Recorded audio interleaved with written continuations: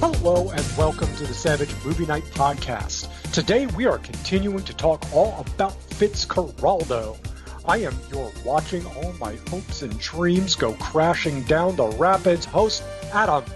Joining me, as always, is our crushed beneath the weight of someone else's failure co-host, Kristen. Hi, Kristen. Hey, Adam. And this show wouldn't be complete without our human embodiment of shouting at the screen. Is that the guy from Puma Man? Co-host Rob. Hi, Rob. What's happening? How you doing? Well, guys, it is almost Thanksgiving time. What are some of your favorite Thanksgiving foods? It's always green bean casserole, man. The green bean casserole. I love it. It's so good. And cornbread or crescent rolls. Like if I will take cornbread or crescent rolls. Both are musts. All some good choices. Rob, how about you? Mashed potatoes, cranberry, and stuffing all smashed together with some turkey in there too. Yes. Well, for me, obviously, I love turkey and stuffing, especially as many times in the past, 10 plus years, the turkey is made by a cousin of mine who is a world-class chef. Ooh. So it is always excellent. But it's also because I don't eat turkey or stuffing any other time of the year. So it's a special treat, really. But we also have some special family traditions that always look forward to every holiday. One is part of the mini appetizers are pigs in a blanket. Oh, love those for the new year. Which they always go so quickly. Like you just, they're like crack. And you just find yourself eating dozens of them. Anytime I make them for a party, they're gone right away, out of the oven. I mean, that is the same thing. Like you're elbowing relatives. It's like, I don't care that you're 90, out of my way. I'm getting some pigs in a blanket. That we love those. And then there's a family carrot ring recipe that we make that someone makes every year and is just delicious. So always make sure to get some of that too. Some Thanksgiving food. Yeah. No. Well, it's now that time of year where we got to expand our belt buckles a little bit before we hit the new year and try and shed all that weight before beach season.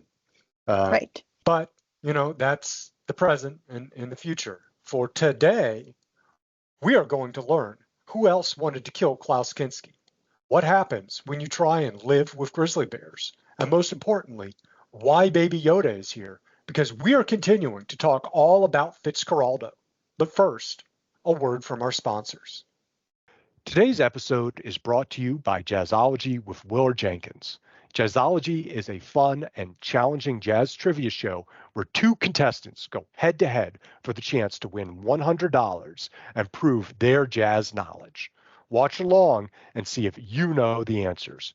Want to prove you are a true jazzologist by appearing as a contestant on the show? Use the link in the description of any episode to sign up. New episodes air every other Friday on Savage Content YouTube channel, youtube.com/savagecontent. And all past episodes are available under the Live tab. Thanks to Jazzology for sponsoring today's episode. And now, back to the show. This is part 2 of our discussion about the classic film Fitzcarraldo. We covered its production history and some of the early plot in part 1. If you haven't listened to part 1, pause and go check it out. But in case you don't, or if you just need a refresher of what happened, here's the recap of the plot so far. Brian Fitzcarraldo is a man obsessed with opera in late 19th century Peru. He becomes determined to bring the opera to his remote city. In order to do this, he needs money, lots of money. To earn the money, he decides to try and become a rubber baron and acquires the rights to exploit a remote, difficult-to-access rubber tree forest. And that's where we left off. Now that we're all caught up, let's get back into the movie. Kristen, take us through the plot. Okay, so as the recap says, Fitzcarraldo, he is wanting to utilize this piece of land that he wants to use to get with the rubber. And to do that, he kind of needs a boat to get there. It's a bit of a stretch to get there. And so Molly, his partner, funds the purchase of an old steamship that used to belong to Don Aquilino. And then he christens the steamship SS Molly Ada for his partner, who is bankrolling him. So after fixing up the boat, Fitzcarraldo puts together a crew and takes off up the river. In that crew is the captain Paul Riesenbrink, also called Orinoco Paul. He's a Dutch sailor who has experience with the area they're going to traverse, having sailed a ship through there years ago. And then also is the Baron's associate Cholo. He's there to keep an eye on things for Don Aquilino. And there's also Hirakeke. He is their cook. There's many others, but those are at least some of the main contenders in this part. And Molly wants to go on this expedition as well, but she ends up staying behind because she doesn't want to leave her girls. So Fitzcarraldo, his plan, he intends to go to the closest point between the Ucayali and Pachatea. He wants to pull this 3-deck, 320-ton steamship up the muddy 40-degree hillside, portage it from one river to the next, and then use the ship to collect rubber harvested along the upper Ucayali and then transport that rubber over to the Pachatea on different ships down to market at Atlantic ports. Before that, before he can do this plan, he does make a pit stop at the site of the railroad project that he once attempted that he then abandoned.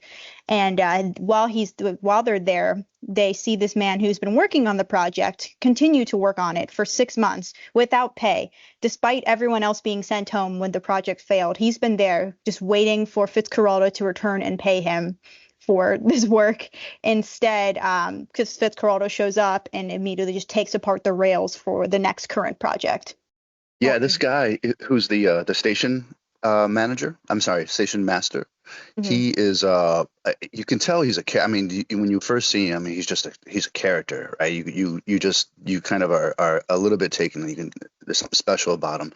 And if it wasn't for doing the show and doing the research, I wouldn't have found out some of this information I want to share. He's a really kind of famous Brazilian actor and comedian named Grande Otelo. That's actually his stage name. His real name is Sebastião Bernardes de Souza Prata, I believe. And he's got a crazy story. It's really filled with tragedy and just perseverance and all that. He kind of really make it short. When his father died, his mom gave him up for adoption at age 8. His mom was an alcoholic. He ended up in the kind of the São Paulo, Brazil system, where he went from one foster home to another, always running away. He got in trouble. He went to juvie court. During those years, he did participate in local theater, and this company also did films. And he in the theater side, he quickly garnered a lot of attention. I mean, some of the characters he played were very charismatic.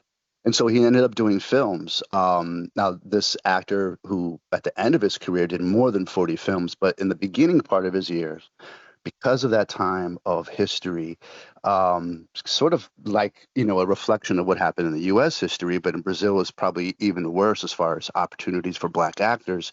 He was sort of forced to do many roles that were very, stereotypical and racist, right?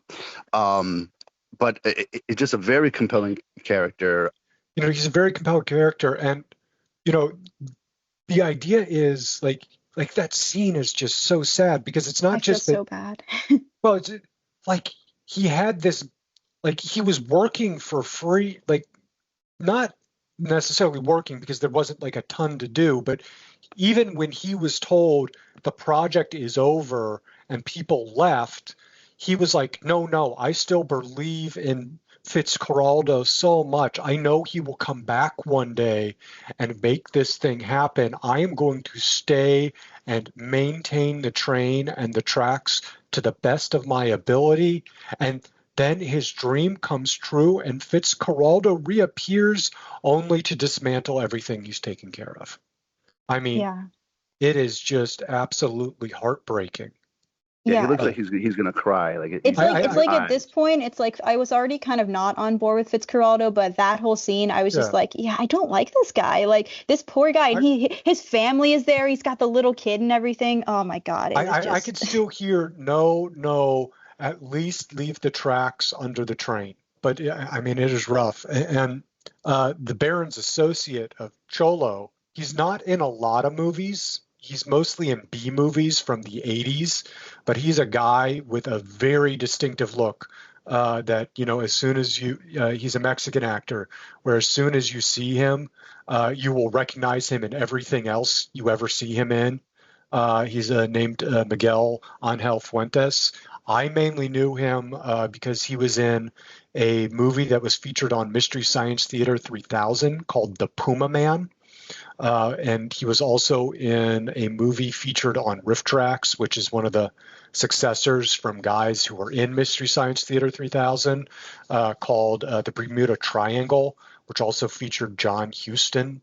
And he's also apparently in a Chuck Norris movie called Firewalker, I believe. But and a few other things like The Mexican with Brad Pitt and Julia Roberts in the early 2000s. But I mean, he's just got this distinctive jaw where as soon as you see it, it's like, oh my God, it's that guy. So that was fun.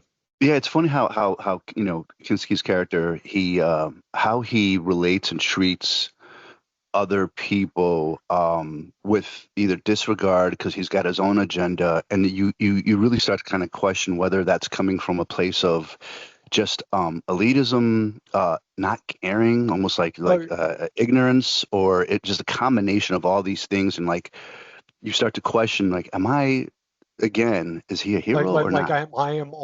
Am I on board with this guy, especially as he is the protagonist? So a lot of times, if you are following someone and they don't go on an emotional journey overcoming, like learning to change their behavior in regards to something you don't like, then it's kind of seen as tacitly endorsing it, Mm-hmm. Mm-hmm. Or, like we talked about in, the Urban Cowboy episode about how, sometimes it's also just depicting the way things are. Like we talked about how, like, I remember watching Deer Hunter, and there's just a lot of depictions of drunk driving, like very long shots, with them like swerving into cars, and where you kind of suspect the actors are actually drunk, like they're not actually acting, like they just did it the old method acting way of like, let's get you loaded and get you behind an actual car and film it. Which, based on everything we've read so far, Werner Herzog might approve of. But you realized after a while it's not a commentary on that they are driving drunk, because it was before really the push, the invention of Mothers Against Drunk Driving and the push against that in public perception. And so it was just depicting life. It was just supposed to be cinema verite kind of thing. And so that's where you're trying to figure out what the line is between just depicting things and endorsing things. And, it becomes, how you are supposed to feel about the Fitzcarraldo character. And this also gets into, some of what we were talking about in part one, where, like, how do we feel? Like, how different would this all feel if it was a different actor than Kinski, who is undeniably magnetic, but in a very negative way? You are drawn to him negatively. Completely. And I think you can, because he is kind of feeding into a stereotype that is still a prevalent thing today of like a white guy coming in and coming up with these whimsical business ideas, but then leaving just wreckage in his wake into like a local economy. Because the thing that about what I noticed is like, it'd be one thing if he's like helping the local economy with these things, but he is just like bringing people in to do the work for him, but then he isn't giving them a product, which isn't necessarily always his fault, but it is doing more harm than good at this point. And I think this scene is so pivotal to showing that like there is somebody who is just so desperate for something to work in their favor that way that he is willing to work for free for 6 months, believing in this guy so hard. So that's just something that I really noticed and I wanted to hone in on before we continued. No, absolutely. Well, and it's the idea that Fitzcarraldo is a dreamer who gets people to believe in his dream, but he's also an exploiter where he is trying to live and thrive off the hard work of others. And this isn't just him with the station agent. I mean, like even his life, before this, where he didn't seem to have any noticeable job, and the way he got the financing for the boat in the first place is off of Molly and the hard work of her girls as a madam at a brothel. That he's not he didn't earn this. He didn't do the work to get this money, but he's still hoping to reap the benefits. Right, exactly. Yeah, she's definitely she is devoted to him. Like there's no question she's got his back. Again, feels like it makes more sense for Jason Robards. Jason Robards, you say, yeah, pal, anything. For Klaus Kinski, you say restraining order. But, getting back to the plot here. So as they sail further down the river, they get closer and to seeing some natives on the land that they are trying to get to. And Cholo, who we were just talking about before, he tries to scare them off with some explosives, but the captain puts a stop to it and is like, that's not going to work. That's just going to piss them off more. And so Fitzcarraldo decides, a way that will keep them from attacking, I'm going to go play an opera record for them while we sail closer to land. That'll chill them out. They'll be intrigued. And then while they're making this attempt, he's also told by the cook that people here believe in a myth where a white god in a boat will save them, take them to a place without sorrow or death.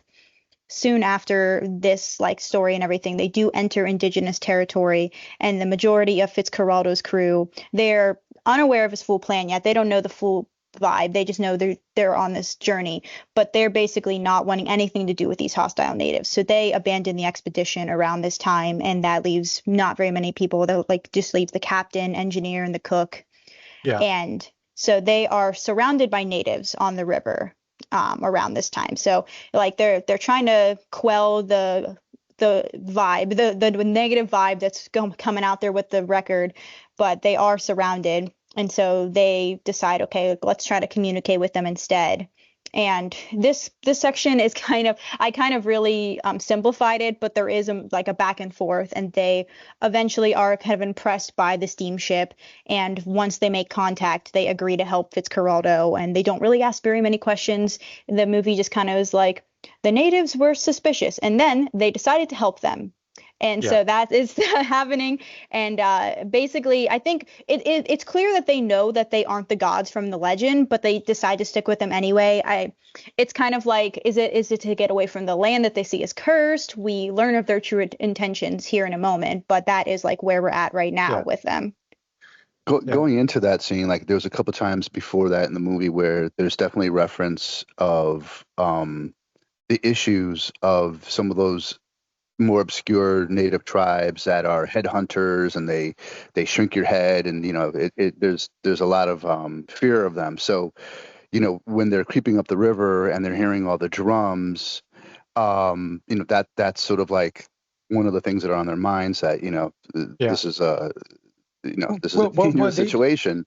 They'd established earlier part of the reason this region was inaccessible was previous expeditions that had gone up the river this far had not come back because of attacks by the native tribes that were, less contacted. And so, that's also why most of the crew flees when they find out, because they figure it's certain death. Mm-hmm. And so, it's the captain, the cook, and the engineer who stay on, like Kristen said, and the engineer is also Cholo, the guy with the chin. In episode one, I mentioned, I'm so sorry. In episode one, I mentioned how there was some of the parts of this film that were haunting to me when I was a kid, when I first saw it. I just mean it really kind of stuck with me. One of those things that really stuck with me was to see a beautiful Amazon, and a boat's going through it, and there's a gramophone on top, and then you're hearing the symphony music. I'm sorry, the opera music blasting at the gramophone. There's something that stuck with me. That's so weird, Well, this whole movie is just beautifully shot. If you just watch this movie on mute, I would find it captivating, because it is just a gorgeous movie. Right. And we talked in part one about,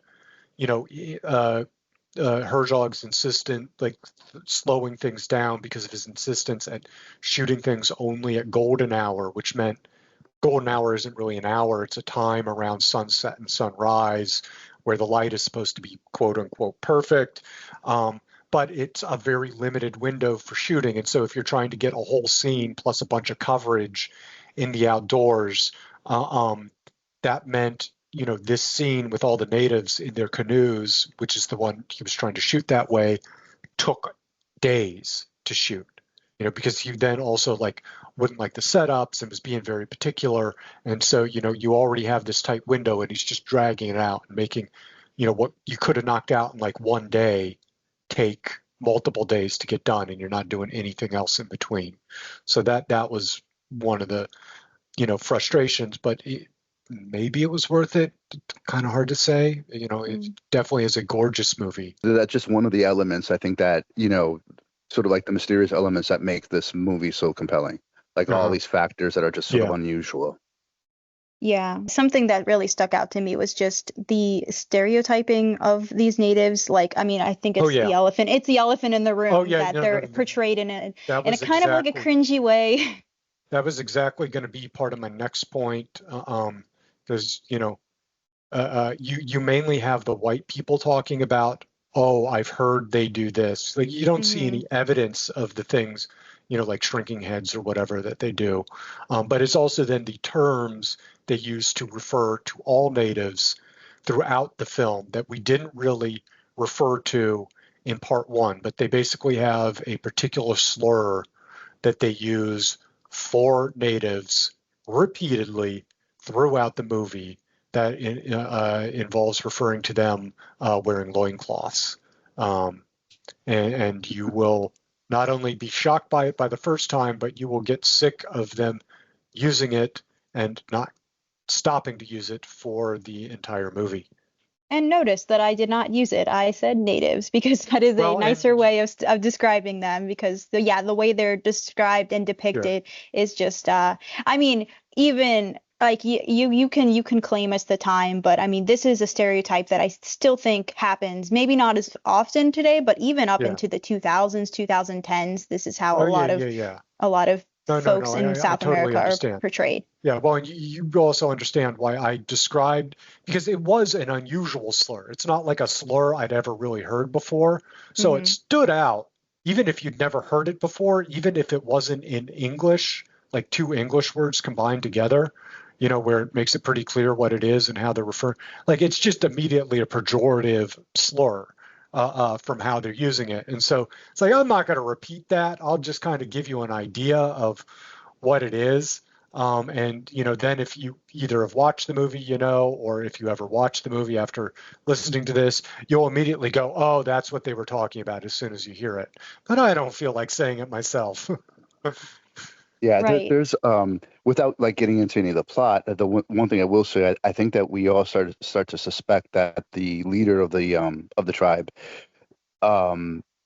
as quiet and as reserved, and he doesn't show any facial expressions, you kind of get this other feeling that he might have an ulterior motive though at the same time, like something up his sleeve. You want to give him credit for that, and well, we'll see.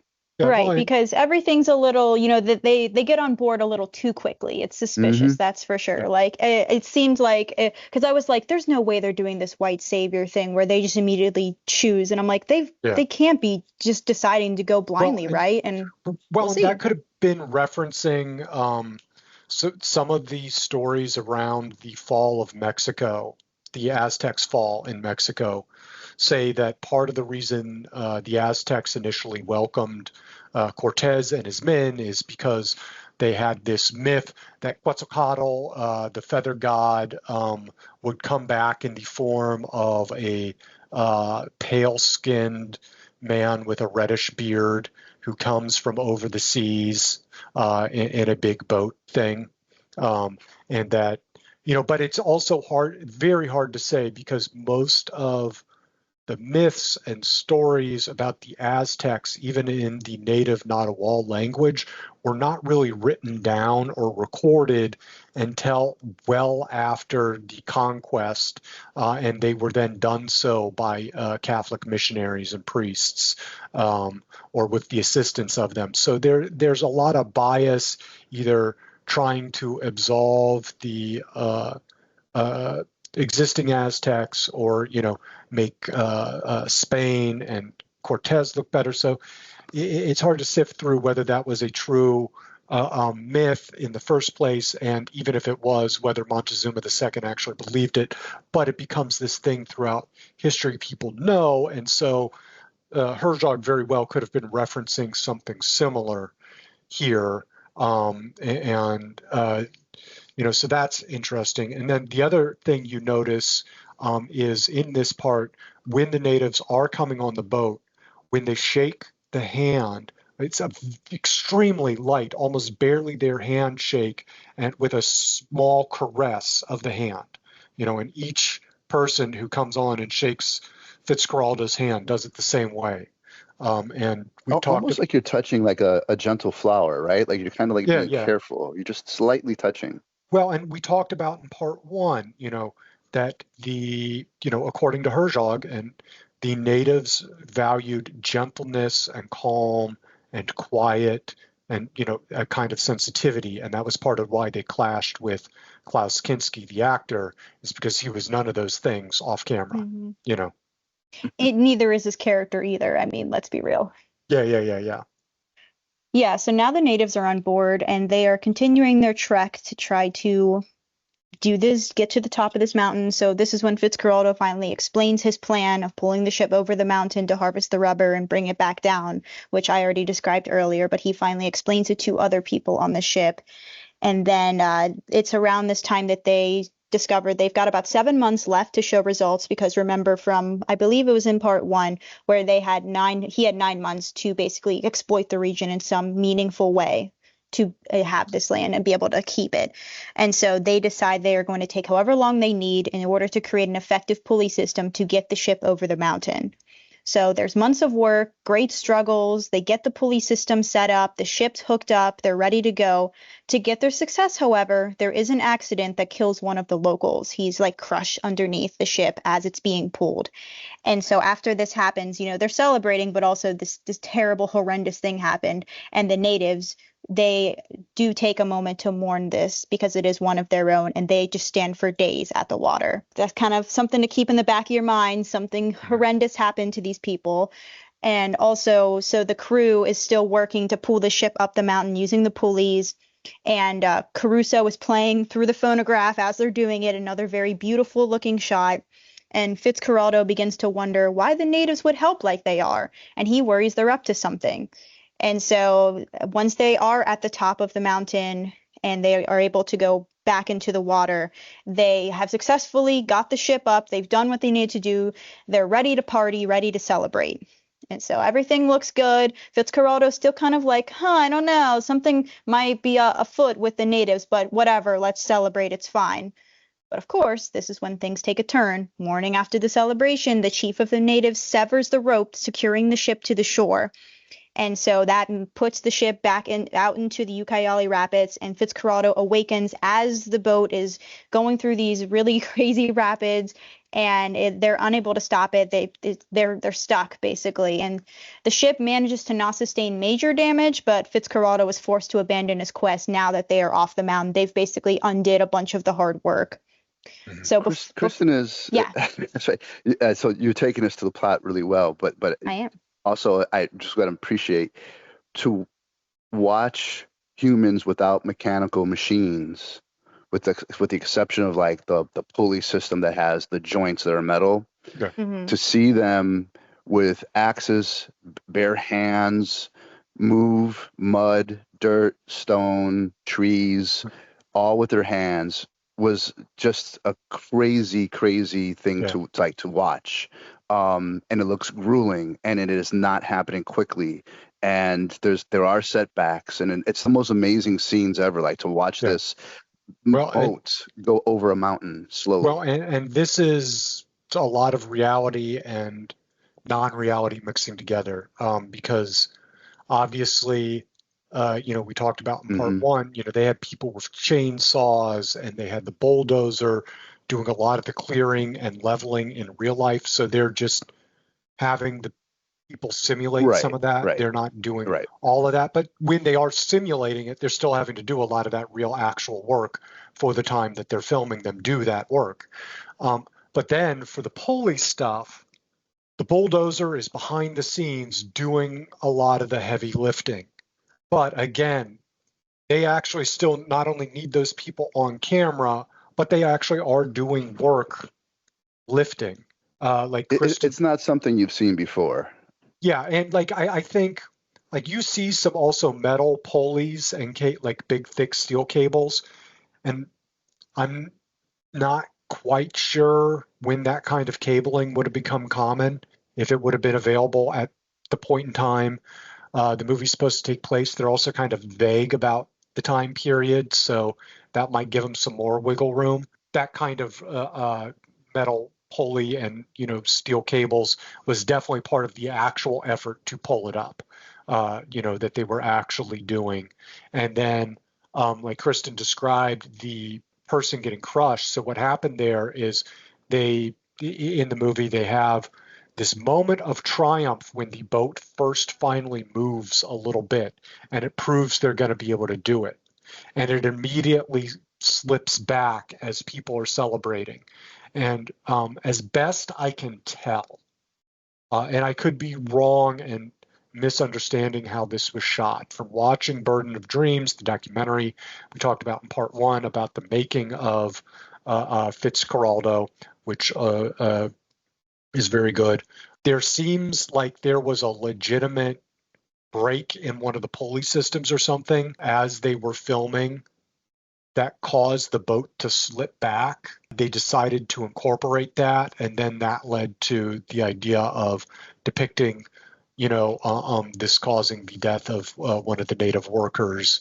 Yeah, Kinski didn't really seem all that worried about the death of that guy, but the Indians, the natives, they definitely took some mourning time. Like they kind of mysteriously disappeared for a moment.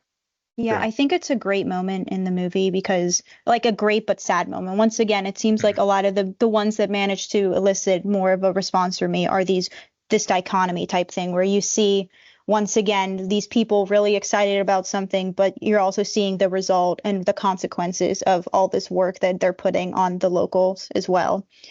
And like just the celebration right after with the mourning part is just like a really interesting dichotomy. I really liked how that was put together because you're seeing like the consequences of putting this much strain on these people to get this crazy dream fulfilled. Yeah. Something sorry, there was one other thing I wanted to mention because in the rapids, because like I know that that's the that it was all about part realism. They use a model, and it's kind of obvious. It's obvious. It's so obvious. Like, and for most of it, you can tell, like, because you mentioned, like that they wanted to make this as real as possible with the pulling up the hill and everything. But yeah, in the rapids, it's definitely jarring. Well, and it's to be specific, it's the shots in the wide shots of the boat itself. There are other shots of them going down the rapids from inside the boat that are not modeled. That is literally because they took about a half dozen people onto the boat and sent it down the rapids. And, like Herzog, Kinski, and a couple other camera operators were all part of it. Like Kinski's not even in the scene, like physically, like you don't see him in some of this. But it was more, Kinski was like, well, if you're doing it, I'm going to do it, of course, And so, like one of the cameramen actually ended up with a huge chunk of his hand taken out from when they crashed into something, and the camera got ripped out of his hand and stuff. So, all that stuff shot from the boat's perspective, from the perspective of being on the boat, is real. It's just the wide shots because there was really nowhere, like even if they ran the boat through 5 times, there was nowhere to sit. or had enough cameras to capture everything on the boat and off the boat at the same time. There was no place to set those cameras up within the rapids. So I think that's kind of like, that's what forced him to not shoot it realistically, was there was just no way at the time without drones or something to be able to do it. Yeah, but honestly, even forcing the people to suffer through those rapids, I might have forgiven more of a model ship if it meant some of the people didn't have to go through hell for that. But you know what? It's whatever. Yeah, So no, true. I mean, but I mean, you keep saying that, but you could pretty much say that about like every step of the production was, did they really need to do this? I think maybe No. San Diego and Jack would have been fine. You know, you could have hung out at Laker games with them. It would have been fine.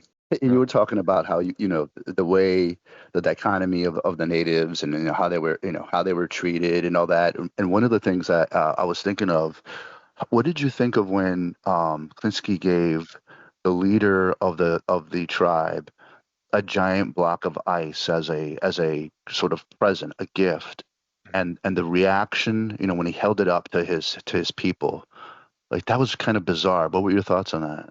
Oh man, like I'll be honest, I didn't even remember. I didn't even remember that part. Do you know? It wasn't, I guess it wasn't profound for me. But I thought, yeah. So he did that, like Kinski gave it, a gift, right? Because feels remember, tone deaf he from the you know, recollection, but Yeah. he Well, makes ice as a side business, right? And so right. he gives it to the leader of the tribe, and I don't think he's ever felt ice in his life before. Yeah, well, I mean, Like, that's the idea. It's kind of to shock and awe them, with, Mhm. ooh, we can make ice. Ooh, we have these beads, kind of right, throwback thing, magic. Yeah.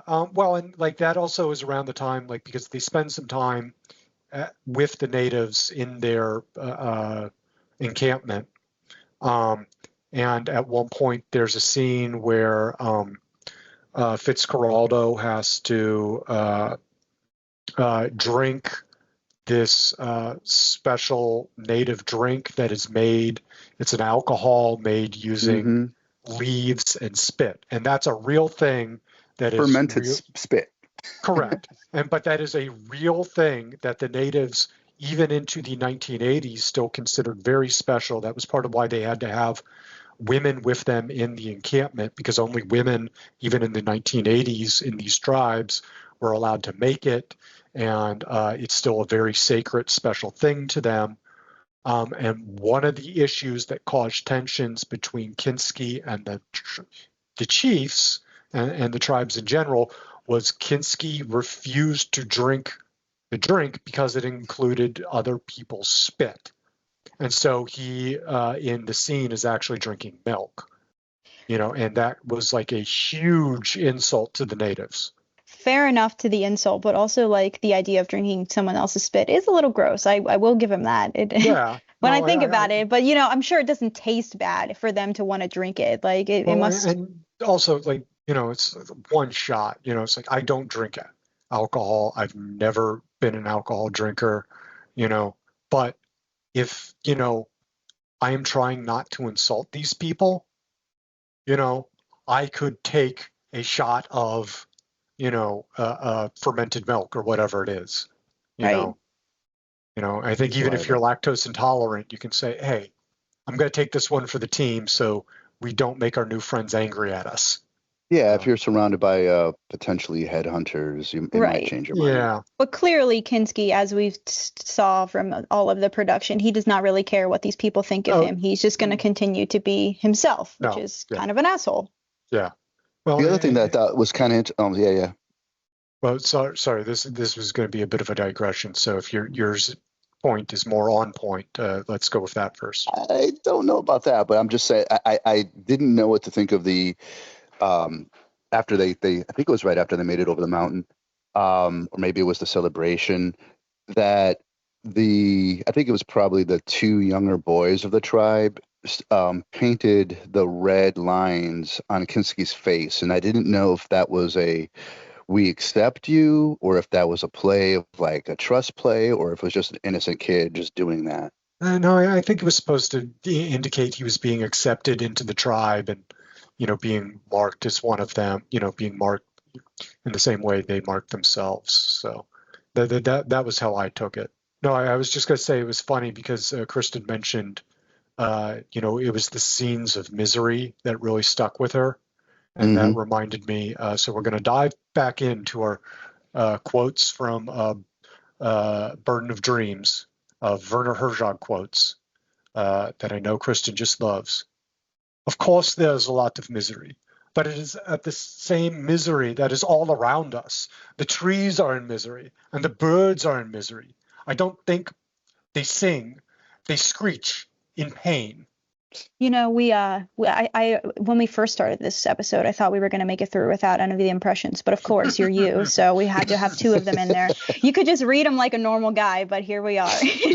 I'm hopefully someone out there appreciates it. Maybe I'm just a killjoy, but well, if nothing else, I'm amusing myself, and that's how you're I live always most amusing of my life. yourself. Exactly. But the philosophy of the haves versus the philosophy of the have-nots, what a luxury. Yeah. Awesome. Yeah, and with him failing, obviously, we do learn that the natives helped him move the ship because they are thinking they can appease the river gods by going through the rapids in this enormous ship. It's not like fully explained, but basically they never were fully on board with them. They were always using this ship for their own means. And so I think I like that it kind of happened this way because we've talked about how Fitzcarraldo is not really a good guy. And so to see him, you kind of want to see him succeed, but you also really just want him to fail. You mostly want, you kind of feel bad because he's just constantly failing, but he's also exploiting everyone around him in pursuit of this dream. So it's kind of karmic justice that he fails. Like, I wasn't like, oh, the poor guy. I was like, yep, that checks out. That tracks, It was like hitting a 3-point, game-winning shot, only to end up, someone scoring one more point with the 1.0 seconds left, and then you just lose. It's like, oh. Well, it's like, Rob, it's like you nailed the 3-point shot with 0.1 seconds left, and then you stupidly stumble and foul the inbounds pass. Exactly. And leading to an and one that wins them the game. Kristen is right. It's great to see the exploiters become the exploited. There is a Schadenfreude about that, a secret joy in, that misery that Fitzcarraldo goes through. Yeah, and so as we know, he's devastated. We've talked to who else? Of course, he'd be devastated. He came all this way. He worked for months, and so he has really no choice but to sell the steamship back to Aquilino. And so it seems like in this moment, maybe the Rubber Baron is taking a little bit of pity on him because he does offer him an opportunity to fulfill his dream in a different way. He lets him know of this European opera troupe that's performing nearby. And so with the money given to him, he sells the ship back to Aquilino. And so with that money, he takes a stack of it, gives it to the captain to grab a few things, including the opera troupe, and of course, a velvet armchair for the local pig. And so he's able to do that because there's a little bit of time before the title changes hands. So even though he has money in hand, Aquilino doesn't have the boat back yet. So once the captain goes and gets this opera company that is nearby in Manus, they decide to create this opera house on the ship itself since they don't have one. They construct the sets on the deck, and the entire city of Iquitos comes down to the riverbank to watch as Fitzcarraldo floats by, managing to bring opera to the city after all. That's the end. Oh, slightly. What did you wholesome? think of that ending? Yeah, like what did you think of I guess some people refer to it as the here's happy how I ending? feel. He didn't learn anything. Yeah. Well, so I guess what he learned is that he is rich in the love of the people of Iquitos, because it was kind of like they rallied around him after not necessarily the barons, but the rest of the people. At least that's how I felt about the ending, was that they kind of rally around him, and it's a bit of a George Bailey, It's a Wonderful Life ending, gosh, I'm so lucky, to the life I have, I should just appreciate it more, kind of ending, as opposed to I'm devastated by my failure ending. So yeah, no, it's a bit more wholesome. Face. Yeah. He saves face with Molly, right? Like he kind of he at least got her money back. Like he didn't. caused. Yeah.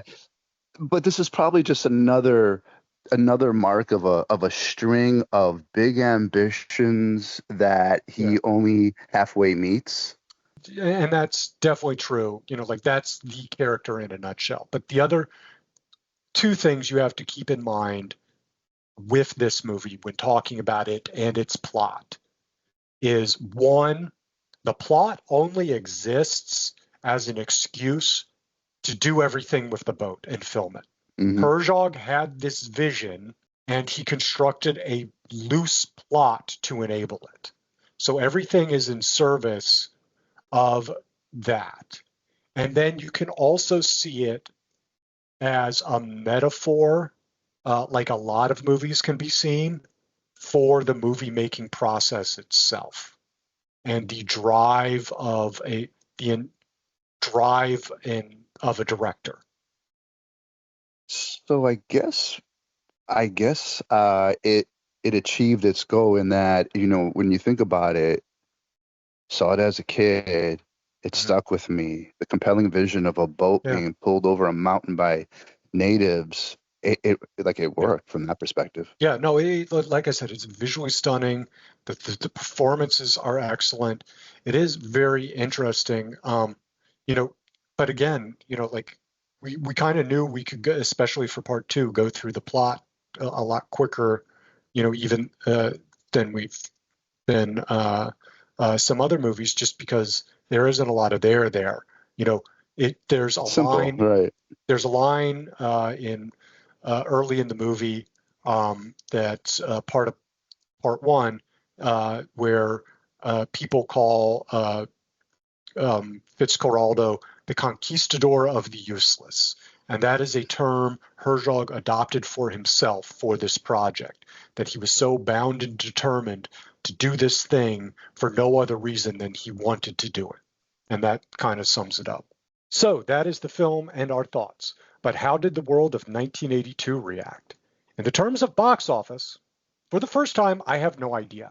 I couldn't find anything as to how the film did financially in Germany, the US, or anywhere else. Critically, however, it was a huge hit.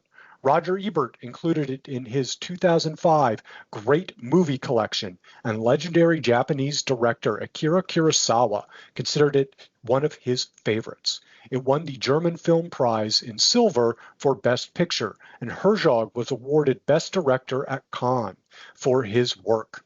The film was also nominated for numerous other prizes as well. Today, it has a 75% on Rotten Tomatoes and is considered a classic. The documentary about the making of it, called Broken Dreams, has also gone on to be considered a classic and one of the best documentaries of all times. It's similar to Apocalypse Now and the documentary Heart of Darkness in that way, where they're companion pieces, and I highly recommend if you watch one, you watch the other.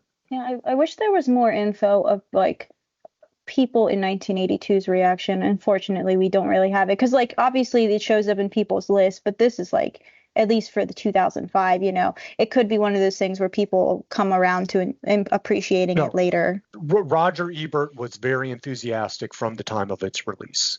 So he was not. Yeah. Well, no, they had a pretty influential show. Him and Gene Siskel. That drove a lot of people to the movies. I'm pretty sure that's why I was dragged along. Yeah. No, really? But I'm just indicating that from the, and that's what also the Rotten Tomatoes score indicates, is because most of those are based on contemporaneous reviews from critics at the time. And so, around 75% of them reviewed the movie favorably or highly favorably. Kind of reminds me like some of the art house films that are a step up and get better distribution. Yeah. No, I mean, and that happens more these days. It happened a bit back then, but for the most part, it became a legend within art house circles, and then kind of broke out of that because then regular people kind of hear about just how nuts it was behind the scenes, and that's how it became legendary. And then the people who were fans of it or had heard about it would make references to it. I first heard about it probably, in the mid 2000s, probably if not I probably mostly learned about it from a cracked.com article, one of their infotainment listicles back in the day that were great.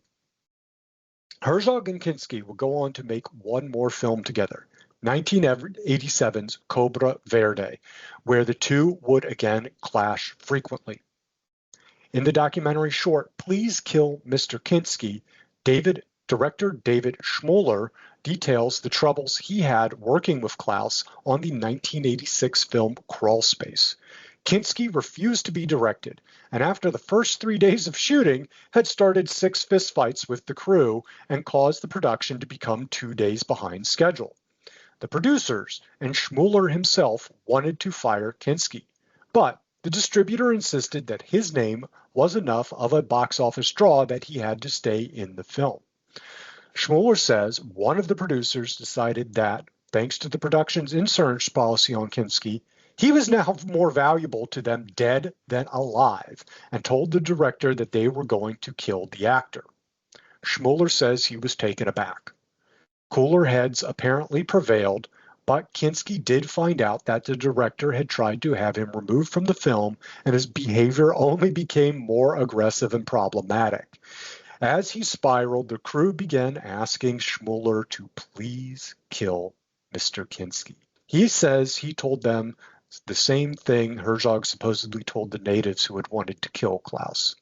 I need him to finish my movie. And seriously, you can find it online. It's only 10 minutes. Go watch Please Kill Mr. Kinski. It's a fascinating tale that I summarized, and Schmoller tells it very well. In November 1991, almost exactly 10 years after filming wrapped on Fitzcarraldo, Klaus Kinski would die of a heart attack at the age of 65. In 2013, Kinski's daughter, Paula Kinski, released an autobiography with detailed sexual abuse accusations against Klaus. She said that Kinski repeatedly assaulted her between the ages of 5 and 19. Later in 2013, Paula's half-sister, Nastasia Kinski, who starred in such films as Paul Schrader's 1982 movie Cat People, came forward to support Paula's accusations, saying that while she, Nastasia, had never been abused by Klaus, she recalled him holding her in a very sexual manner when she was around 4 or 5, and always being in fear of him, and describing him as an unpredictable tyrant. Lots to unpack in there, and now it'll make sense why you were asking about how he was around the children earlier, before this came to light for Rob and me, I think, in the movie. Yikes. It makes that even creepier, because the way he touches their heads and caresses them and looks at them is just a weird appreciation, and that just gave me cringe. Yeah. No, and I mean, we have unfortunately, just by happenstance, through a lot of the movies we've had to cover so far on Savage Movie Night, had to address uncomfortable topics at one time or another.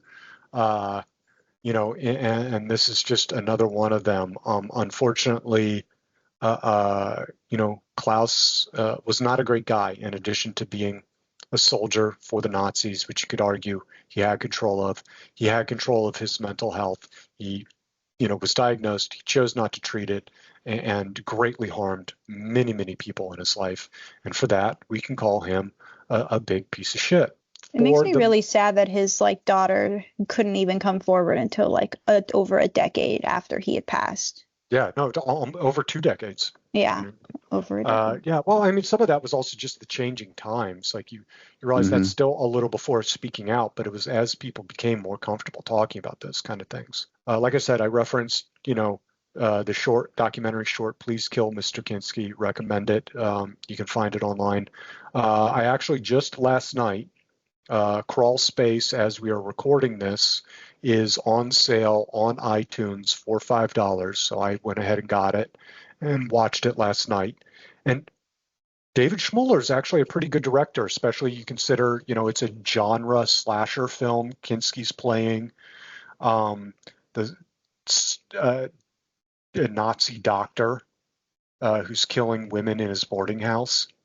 And so, but it's shot much better than you would expect for a movie like that. And, the script is a little better. There's still times it's a little slow and stuff, even for, an 80, 90-minute movie, but it's better than you would expect. And it's got Talia Balsam, who's daughter of Martin Balsam, niece of Dick Van Patten, former first wife of George Clooney, currently married to John Slattery. She also played John Slattery's wife on Mad Men, which they starred in together. It's interesting. And the bonus is you get to see Kinski murdered in that at the end. Spoilers, he dies. He's the villain, so he dies at the end. So that'll make you feel better. What about Werner Herzog? Herzog's reputation as a great filmmaker would only continue to grow over the decades. He would make films like Rescue Dawn, starring Christian Bale, and Bad Lieutenant, Port of Call, New Orleans, with Nicolas Cage, and documentaries like Grizzly Man, as well as acting roles in the 2012 film Jack Reacher, starring Tom Cruise, and the 2019 Disney Plus show The Mandalorian. He also made a 1999 documentary on his complicated relationship with Klaus Kinski called My Best Fiend. And of course, Grizzly Man is the documentary about a guy who went into the wilderness to live with grizzly bears, and then after years of doing so, was, surprise, surprise, mauled to death by grizzly bears. I heard it is heartbreaking. I have not seen it. Hardship and extremity tend to be running themes throughout a lot of Herzog's works. But he goes for the dark stuff, the darker stories. Yeah, no, he does. But that was the film and the aftermath.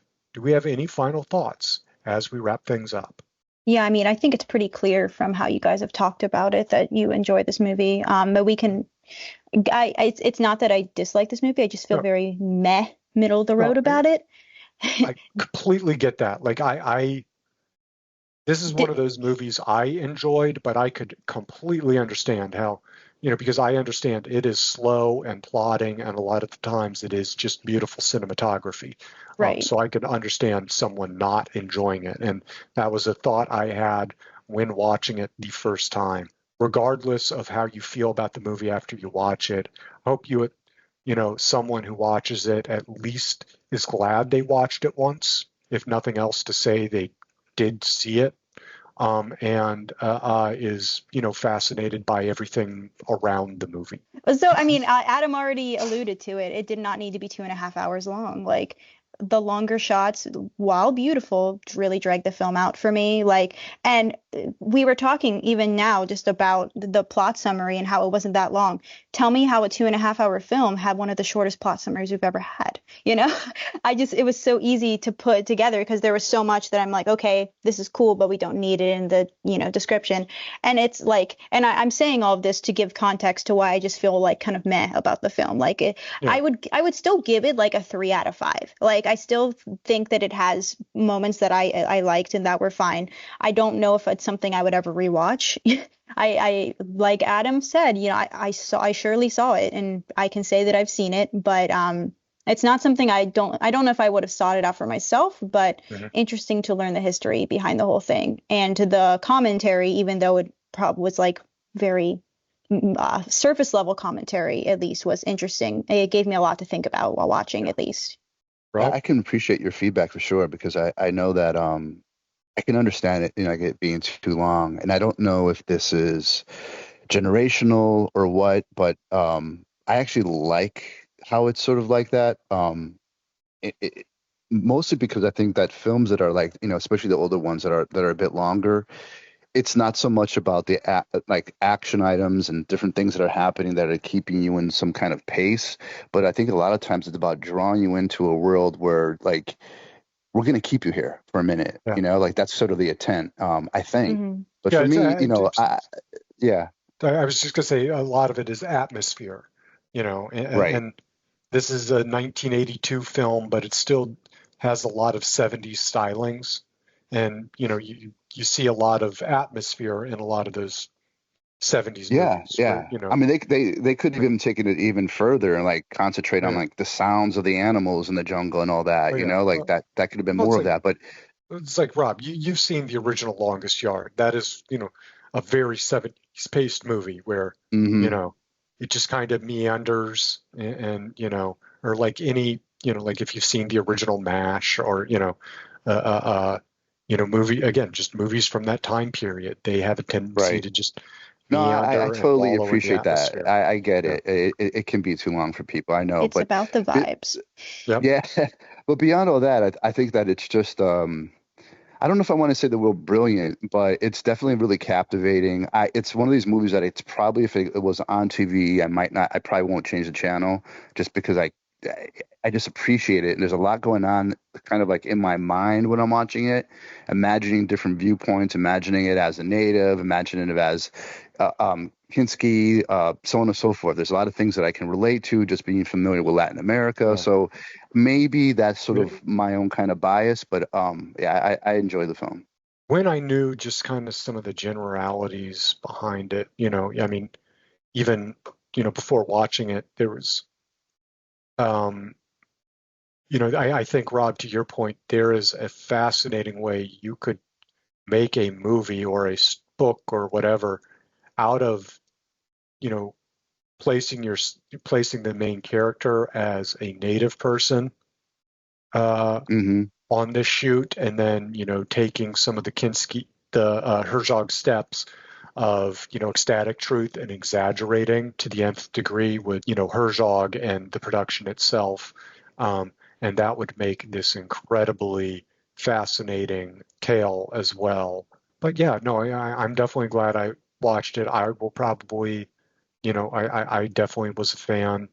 You know, I don't know if it's one of the best movies of all times, but definitely find it fascinating. And despite all that, I could not tell you all the effort was worth it. Or, you know, as we kind of joked a little bit earlier, it might have just been better getting Jack Nicholson in the lead and shooting in San Diego. You know, uh, It would have made for a different film, surely. Maybe more forgettable. Who knows? yeah. That's where, you know, you just never know. But regardless, that was the movie and our thoughts. But we'd love to hear what you think. Tell us your thoughts, what we got right, what we got totally wrong, and everything in between. You can do that in the comments or on social media. We are at Savage Movie Nights podcast on Instagram and Facebook. That's Savage Movie Nights with an S. I know the show itself is Savage Movie Night without the S. Just these things happen. Don't worry about it. Give us a follow, stay up to date, and drop in the comments. Now that we have pulled the steamship up the mountain, survived the rapids, and even in failure, found a way to bring opera to Iquitos, it is time to look at what is next. It is time that we must accept our father's death, battle our evil uncle for control of the family company, and win the girl by being adorably quirky, because we are talking all about the 1992 movie Toys, starring Robin Williams and directed by Barry Levinson. Now, normally, this is where I would tell you all the ways you can stream it, but as of this recording, it is not available anywhere digitally, not even for rent or purchase. The only way to check this one out is good old-fashioned DVD, as it doesn't even have a Blu-ray release. Or you could be a super hipster and find a VHS copy. But however you find it, watch it and join us right back here next month to talk all about it. Thanks so much to my co-hosts Rob and Kristen. Thanks so much to our editor Javi and the entire Savage Content team. Thanks so much to our sponsor Jazzology with Willard Jenkins. And most importantly, thanks to all of you for listening. Please give us a review wherever you get your podcasts. And if you're watching on YouTube, please subscribe, like, ring the bell, leave a comment, all the good YouTube things. I've been your host, Adam, and we'll see you next time on the Savage Movie Night podcast.